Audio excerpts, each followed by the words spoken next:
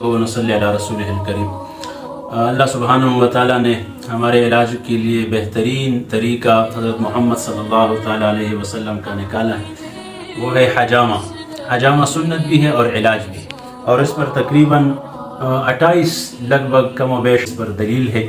اور آپ علیہ السلام جب اوپر جا رہے تھے، یعنی معراج کی رات اور آسمانوں کا سیر، تو آسمانوں میں فرشتوں نے آپ علیہ السلام سے یہی فرمایا کہ آپ اپنی امت کو حجامے کی تعلیم دے دیں۔ تو پہلے زمانے میں تو یہ بہت مشکل سے ہوتا تھا، اور آج کل ماشاءاللہ بہت آسان طریقہ ہے۔ اس میں سکن کا علاج ہے، دمے کا علاج ہے، نشے کا علاج ہے، اور ہارٹ دل کا علاج ہے، بہت سے مسائل اور بیماریوں کا علاج، ڈپریشن کا بہترین علاج ہے حجامہ۔